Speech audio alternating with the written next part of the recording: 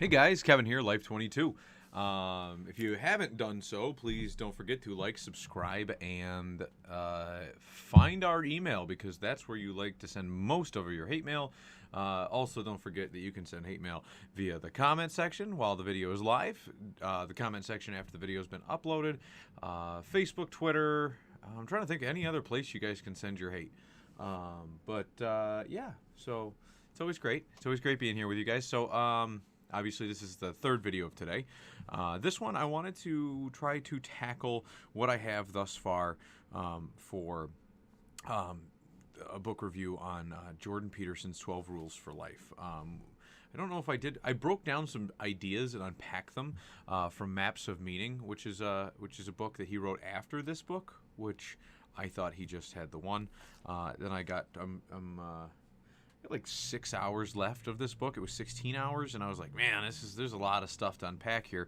So I figured I'd get as far as I can where it seems comfortable with a part one of a book review on this. So Jordan Peterson wrote 12 Rules for Life. And if you don't know Jordan Peterson, he was controversial just because he states the facts, right? So I like Jordan. He's a stand-up guy. He's a he speaks what's on his mind, and he's very intelligent. He's a clinical psychologist,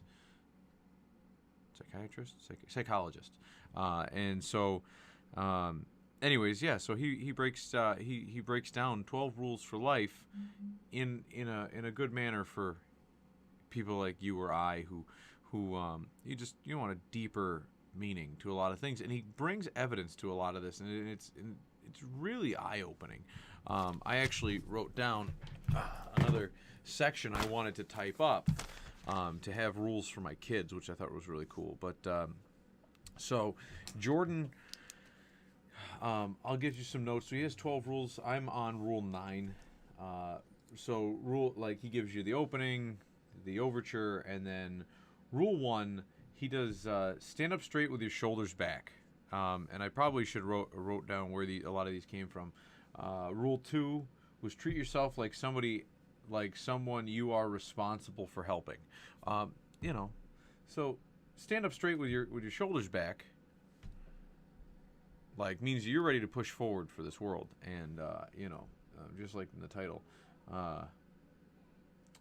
And then treat yourself like someone you are responsible for helping, right? Because a lot of people just do the normal grind. They don't even think about themselves. They like, oh, should I eat healthy? Yeah, fuck it, I just get some pizza or something. You know what I mean? And then they don't eat healthy. They don't think about their own predicament, and they end up in a bad way in life, or life's always shitty to them. And it's actually really most of life's problems that you're having are you. That's like a big thing, right? So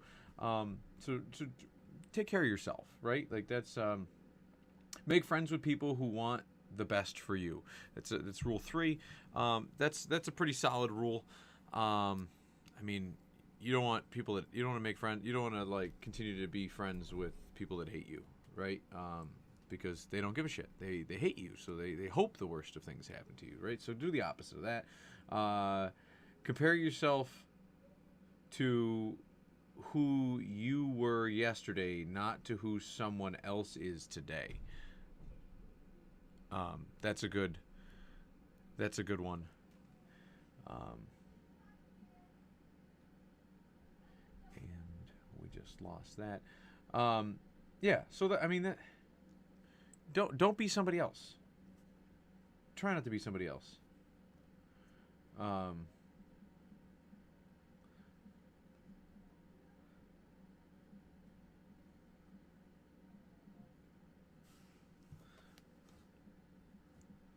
Where are you? Okay, here we go. Yeah, just don't be somebody else. Or compare yourself to other people. Compare yourself to you, where you want to be. Maybe use other people as a comparison when you want to become something, but be aware that it's not you.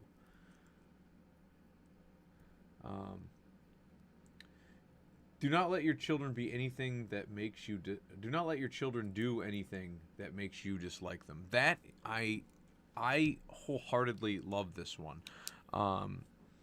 There's a lot of issues where people don't take care of their kids, and then their kids are running around rambunctious, and they do annoying stuff, and they then the parents dislike the kids because they're doing annoying stuff, and then they start to hate and resent their children. And it's more common than you'd think. You think that, wow, that's such a horrible thing, but like that shit happens all the time. And why do kids do what they do? Like a lot of what they do is because of how they're raised and how they're treated, and the education they're given, and a lot of things like that, and the attention they're given, and the positive or negative reinforcement of certain rules, and not being taught rules, or raising without rules, not teaching self-reliance,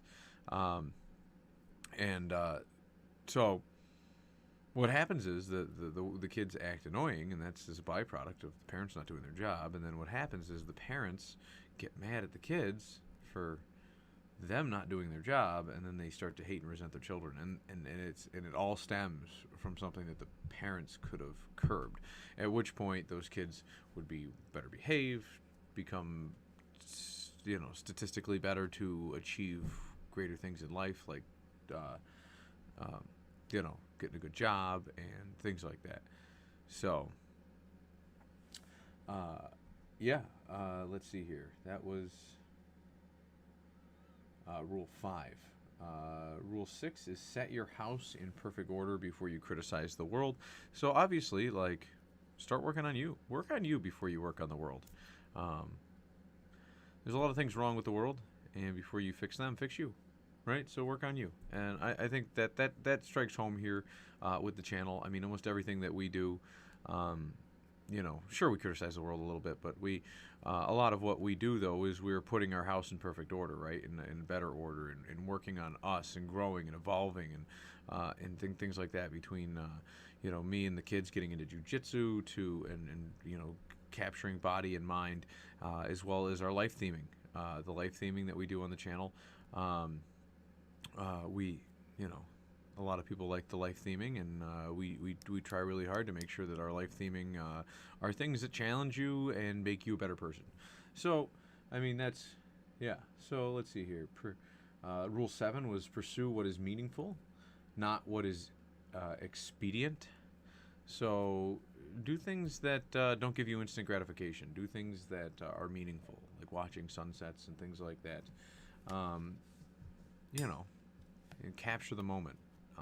Spend moments that you'll never have back again, that are things that are enjoyable. Time with your kids, things like that.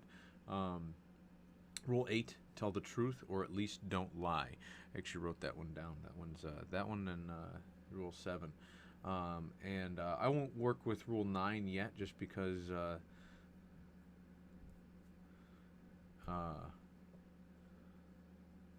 I'm still on it. So we'll do, I guess we can go over Rule 9, 10, 11, 12, and his ending in the next part.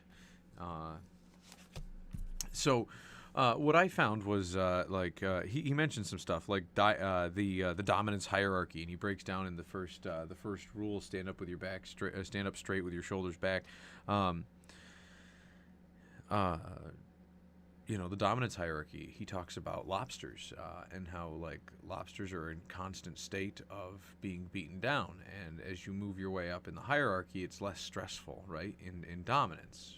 And almost all animals have this, all cultures and even humans. So that you notice, if you make your way, it's miserable being at the bottom of the dominance hierarchy. You're always beaten up, and so he brought up lobsters. I thought that was very interesting. Lobsters, actually, if they get in a dominance battle with another lobster, they'll actually, and if they lose, if they win, their brain will grow and they'll be stronger. And then if they lose, they actually they shut down for a few days and go kind of recluse, and their brain dissolves and rebuilds anew with a non-dominant brain, with a like a subservient brain, which is, I found that to be very interesting. Like, how, just think about that in general. Like, all of a sudden you have a leader's brain, you have a leader's way, right? Like that, and no, you just got your ass kicked and you just dissolved your brain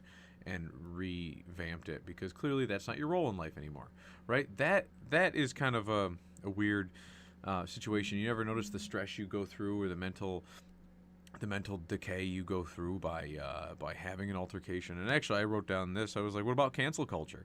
I've been the victim of people trying to cancel me and stuff like that. You know what? I don't let it.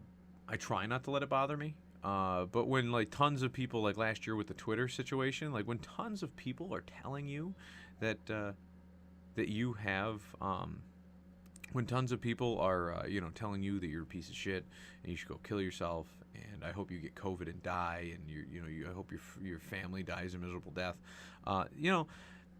As much as I don't know any of those people out there, those 200,000 people that were mainly negative comments. It does weigh on you when people think that, you know what I mean, and it stresses you out. Like, holy fuck, the whole world hates me, and it's not that way. And you have to, once you've lived through those experiences enough, you just learn not to. But it still weighs on you, and it's like, you're like, I'm not gonna let it bother me, and then but it does, and you can't stop it from doing that.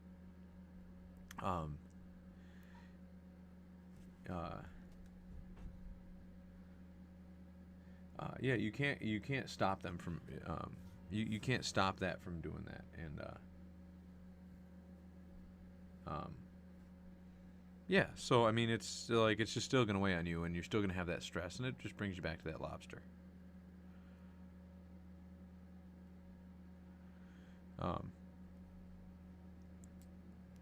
So he also says, question for parents: do you want your kids to be safe or strong? And I love that one. I do. I pretty much wrote down the stuff I love out of the book. And that's a good question for parents. That's a good question for parents, because everybody's like, oh, my kids need to be safe. We need to be safe. I think we talked about this in the school board arguments coming that have gone up. But we need our kids to be safe. Safe, right? Like, well, yeah. I mean, but now you're starting to sound like what Jordan Peterson will call the devouring mother, right? The nothing shall happen to my child, so I shall shelter it, and I'll consume it, and I'll like I don't know if anybody's ever had hamsters. Hamsters are known to kill their young so that you can't. They'll kill their baby so that you can't kill it. Which seems counterproductive, right? But that's kind of what happens, like, right? You weaken your child by putting it in a bubble and sheltering it from all these diseases and germs and bullies and things that make them stronger. Because everything that they experience, they become stronger as human beings and a stronger individual. And I would rather have my kids strong from enduring some of these situations than be safe and never experience them, because the lack of experience is what makes us human. Jordan mentioned something a few years ago in a podcast he did, and he talks about like life experiences. Some of the worst life experiences that people have, the worst traumas, are what make those people the strongest people on the planet. He talks about people that lose a child or puts them through some traumatic experiences, war. And the problem is, if those people don't deal with those things, it either cripples you, or it makes you the strongest person, or one of the stronger people on the planet. And I'm always striving to be strong, but I'm not. I don't want to sign up to lose a child.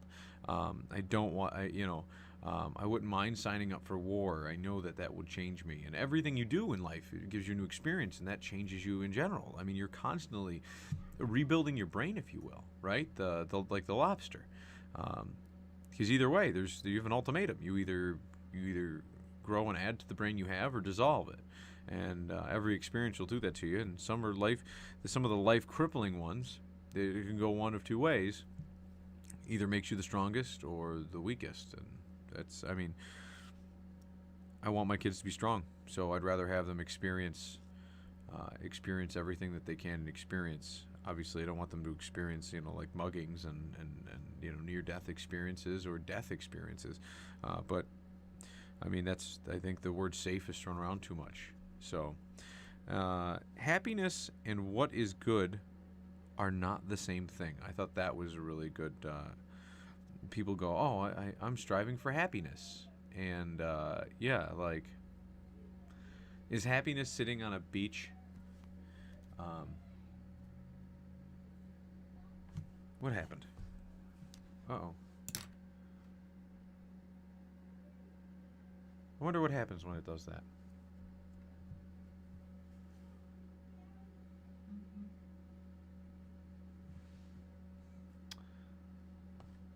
There we go. Okay. I see now. CPU detection high. Yeah, no crap.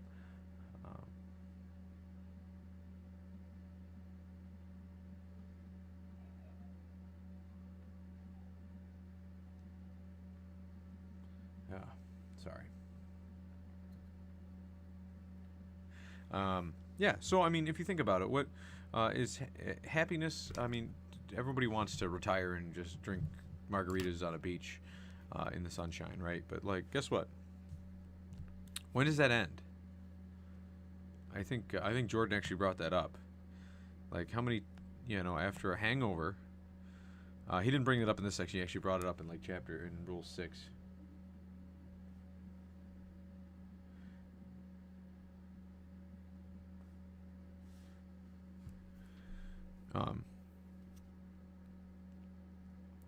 But yeah, they're not the same thing, right?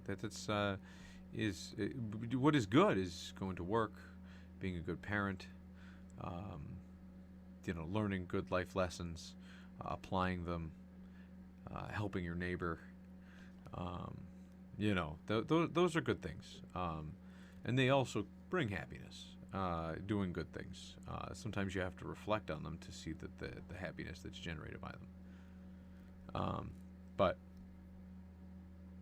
yeah, no, that's a lot of people don't think about that. Like, just because it brings you happiness does not mean it's good. Fred Nietzsche, he whose life has a why can bear almost anyhow. So, Friedrich Nietzsche, the German philosopher, he was referenced here, and anyone whose life has a why, right? If you have meaning, W-H-Y, if you have a why, if you have a meaning, you can bear almost any how. How did I get there? How did this happen? How did that? You have meaning in life. You can explain a lot more things when you give yourself meaning, when you give yourself purpose. And so these, like, there's a ton of life lessons we're dishing out right now.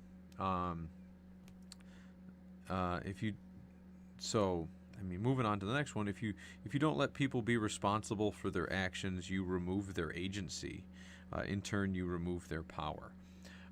This is very true today. I think Candace Owens brings this up as well as like Ben Shapiro and a few other people. They bring up the fact that people are removed of agency, right? Like especially it's coming true now with race. Like, they're saying, well, you can't do this because it demeans, it makes, it does this to black people or Asian people or Jewish people, and you dismantle their agency. You take away their ability to defend themselves and not be victims and triumph over people trying to victimize other people. If you fight for them, if you make somebody the victim, you take away their agency, and in turn you take away their power. You take away their ability to defend themselves and their self-confidence and everything. And I mean, really, like, if somebody is constantly defending other people, and they're not allowing other people to defend themselves, those people become essentially like reliant on the people that defend them. And to a certain point, like, you have to, like, yeah, sure, it's good for you to stand up for children, right? But then, like, eventually the children are grown and the children stand up for themselves, right? They're no longer children. And that's that's, I don't know, I think that's where people that are advocates don't draw the line, and they just keep going. Like anything else in this world, like unions had a purpose, and then all of a sudden unions just kept going and pushing and pushing and pushing, and now it's, they've pushed out beyond where anybody would have ever expected it, and they've gained so much power that you can't remove them. It's very similar. Their purpose is far removed from what their intended purpose was. Put off until tomorrow. Oh, okay. Yeah, don't put off until tomorrow. But he makes a Homer Simpson reference in this book, and I thought it was very good. I've seen quite a few of the Simpsons books, but I've never, or movies and or shows and TV. I've seen the Simpsons. I haven't watched every single one. There's very few people that have, but I've watched quite a few. But he points out this one in particular, the put off until tomorrow, and he describes Homer Simpson, and Homer Simpson goes. Homer Simpson downs a jar of mayonnaise and a bottle of vodka and goes, "Good thing I'm not tomorrow, Homer. I don't want to be that guy. That's tomorrow Homer's problem." And then, yeah, I thought that was epic.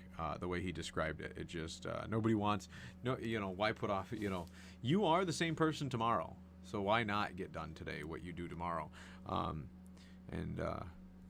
And everything you put off today just compiles on the person, have the ramifications or the actions you do today, that even the negative ones, like downing a jar of mayonnaise and slamming a bottle of vodka, you're still the person who has to deal with that in however many hours until that hits you. Winners don't take all, but they take most. Yeah, no, it's good to win, right? Like that's it. Nobody wants to be a loser. Now, if you're a loser, you still gain and grow by it, and so essentially, you in your own ideology would be a winner, right? Like the loss of a child, right? Like nobody wants to lose a child, right? And you become a loser in terms of that you lost a child, but. You grew, and you're still alive, and you can do more things in this world, and it's it's good. It's you end up coming to the realization that the world is beyond you, and the world is beyond your loved ones and things like that, and you can kind of get a different form of perspective. I'm not saying that anybody should sign up for that. I'm just saying that when they go down, you always keep a positive outlook on it, and you can always be a winner. And it's good to be a winner, because winners don't take all, but they take most. So let's see here. Life sucks, then you die. So this is a bad thought. With people with no options, right? That it leaves you nothing. So he corrects and says, life doesn't have a problem, you do.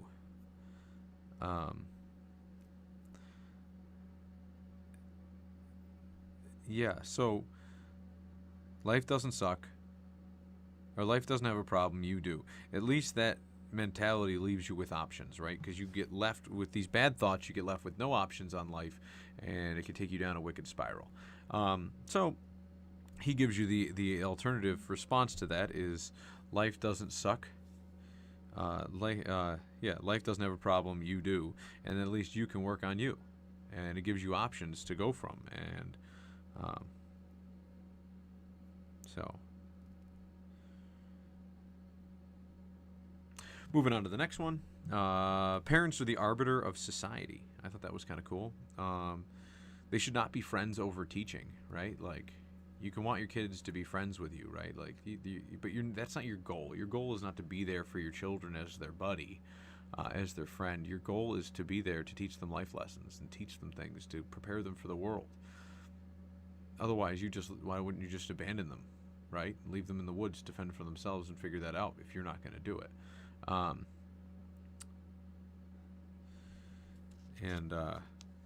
Could have sworn he wrote that in there.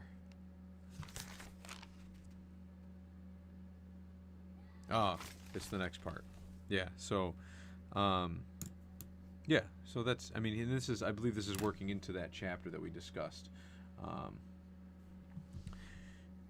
Then he breaks down Sleeping Beauty, which I thought was really cool.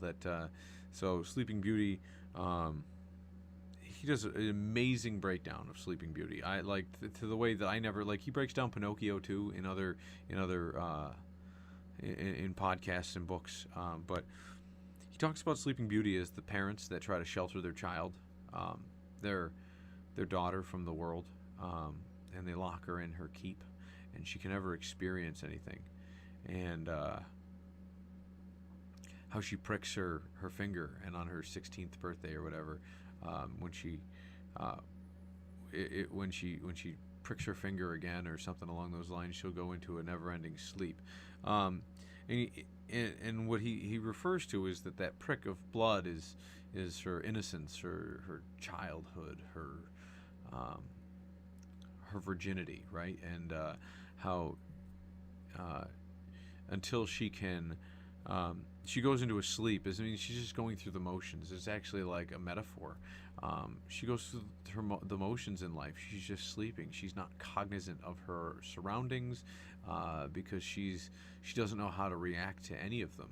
So she just shuts down and goes into autopilot until she's awoken by the kiss of true love, right? Which is like the strong and the strong embrace of the other side of the coin, the yin and the yang, her soulmate, if you will, the other person who will lift her up and make her stronger, and that's what that's what the story's about. And I just never realized that, and or even heard a take like this, and I thought that was just an amazing take. Children can be disciplined by parents or the harsh world. That's some deep stuff right there. So like, if you don't discipline your children, the world will. You can't stop the world from disciplining your kids. The world will teach your kids from right and wrong. Not other people, not society, the world, right? Like everywhere from a nature walk and a bear. You know what I mean? A bear doesn't follow the rules of our society. They'll teach you fight or flight real quick. Don't hate your children. That was we discussed that already, and that's what got me into this next portion here, where I gotta sit down and type these up. But he creates these rules for parents to set. Parents need to set rules, right? So there's two doctrines to setting the rules. One is limit the rules, so don't have 1,000 rules, and use the least force necessary to enforce the rules. That's the second part. And I thought that those two in and of itself, no matter what rules you're creating, and then he gives a list of rules and an explanation of why the rules exist, each one. And I was actually going to use his list and type them up and have my kids memorize it, and because these are good rules for life and they apply to all ages. Rule 1: do not bite, kick, or hit, except in self-defense.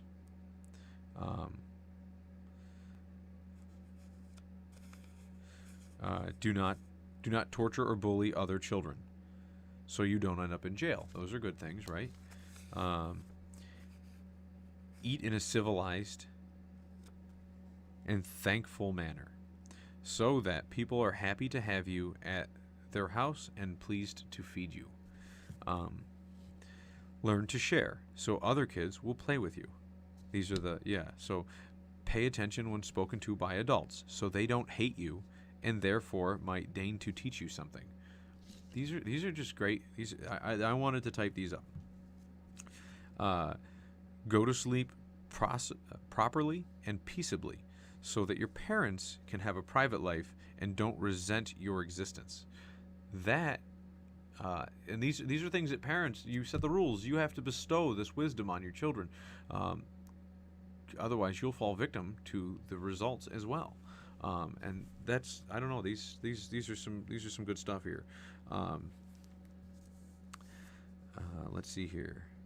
Take care of your belongings, because you need to learn how. And because you're lucky to have them. You're a child, right? You essentially are in the custody of your parents. They don't have to give you any personal possession. You don't have personal possession. So the fact that you are given personal possessions,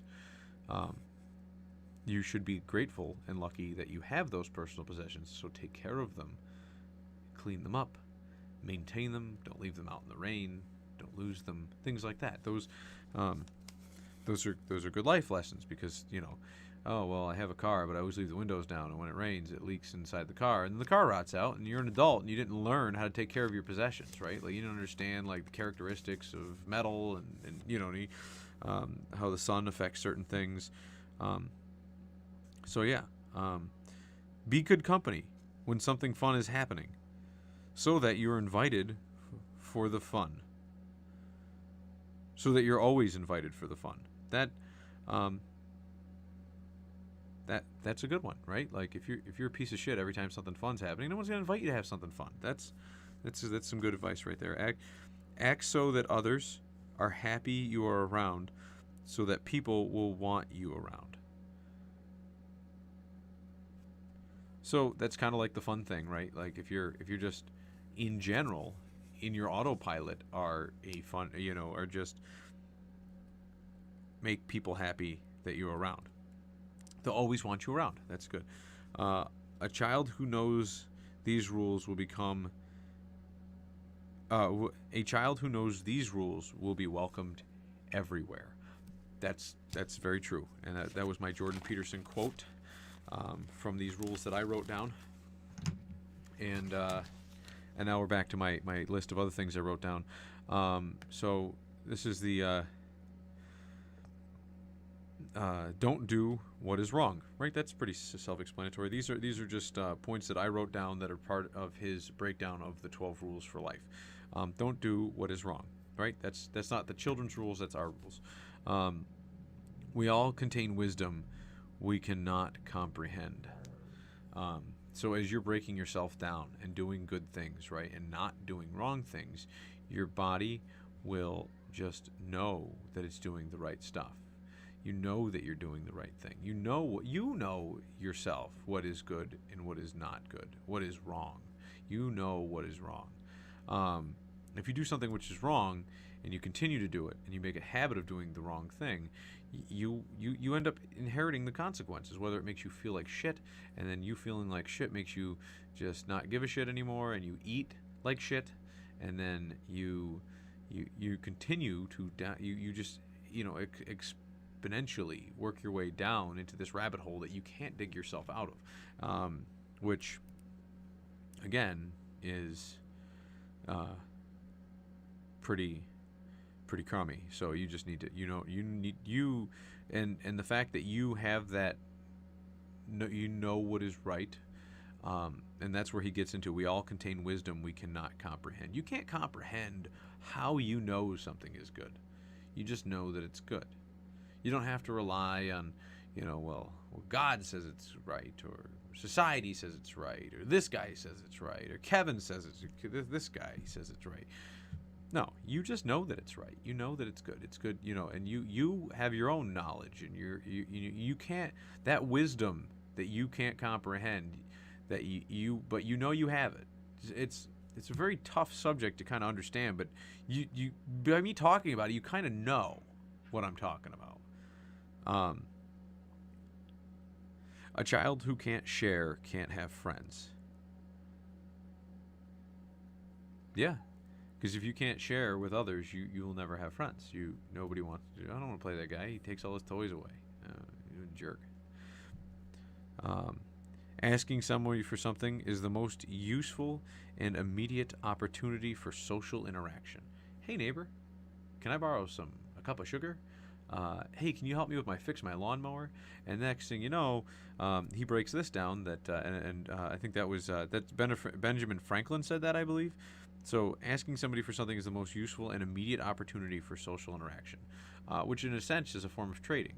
And he brings that up too, that you talk and trade with others for knowledge and for help and experience, and then you become social, and it becomes a more permanent thing, just like sharing, right? That's where he's going with it. So at the end of Rule 7, which if we switch back over,